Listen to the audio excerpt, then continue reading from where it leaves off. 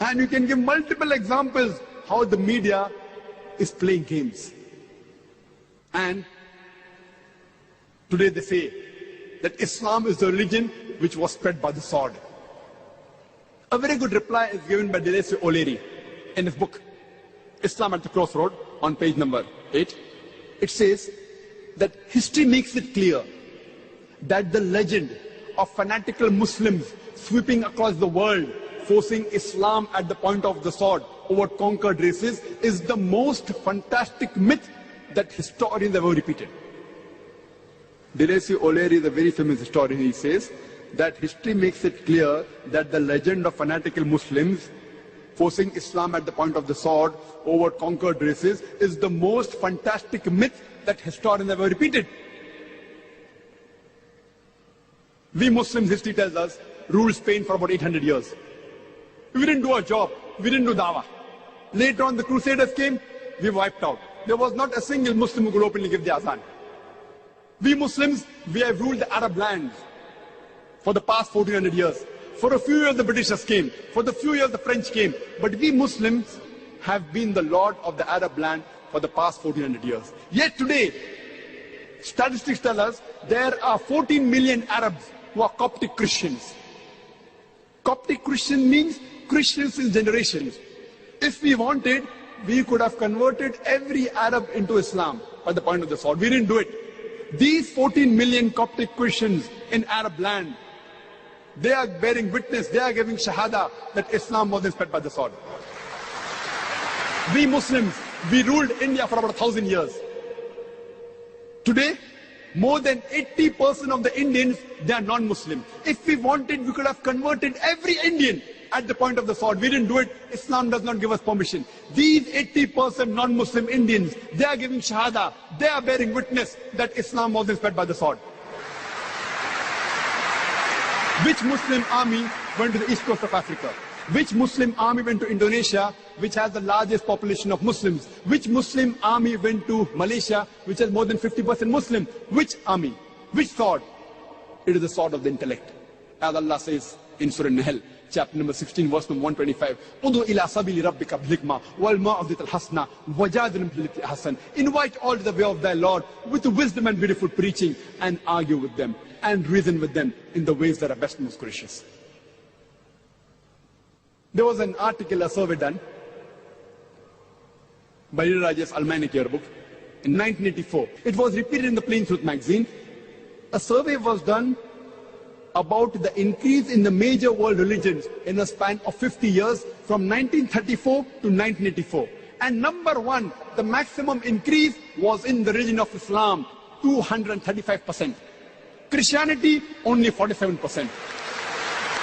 I'm asking the question, which war took place in the span of 50 years between 1934 and 1984, which converted millions of non-Muslims to Islam? Which war?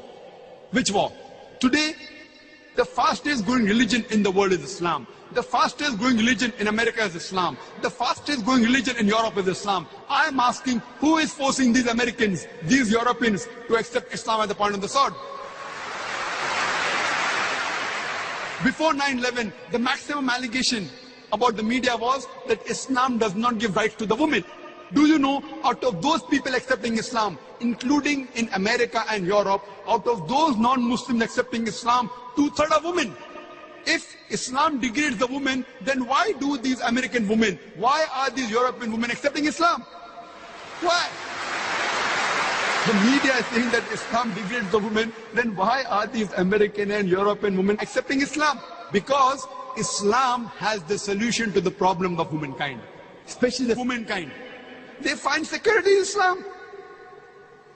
You know Yuan Ridley, she had gone to Afghanistan to spy on the Taliban.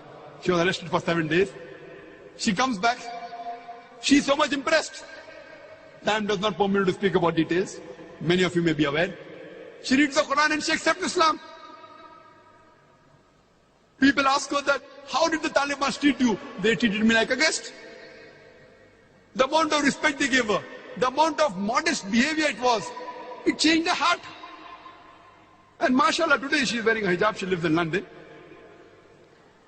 A British reporter sent to write against the Muslims, except Islam, alhamdulillah.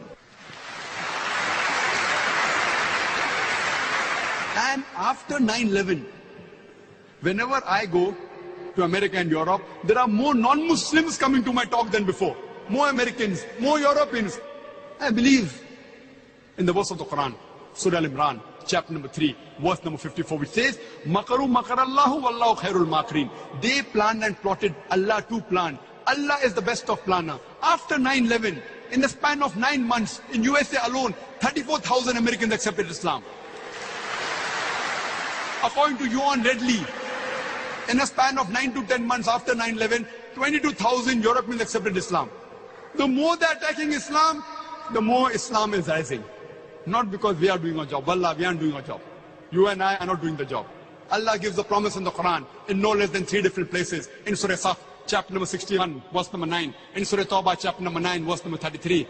And Surah Fatah, chapter number 48, verse number 28, Allah says, هُوَ الَّذِي أَرْسَلَ رَسُولَهُ بِالْهُدَى وَالدِّينِ الْحَقِّ لِيُظْهِرَهُ عَلَى الدِّينِ كُلِّهِ. That Allah has sent His messenger with guidance and the religion of truth, so that it will prevail over all the other religions, over all the other ways of life. Islam is destined to supersede all.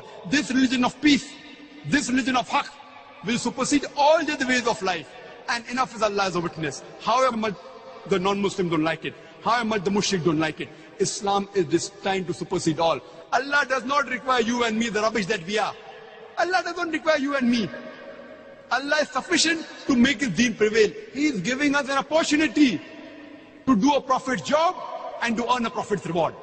He is giving us an opportunity to dawah. This religion is going to prevail. This deen of haqq, this deen of truth, this religion of peace is bound to prevail.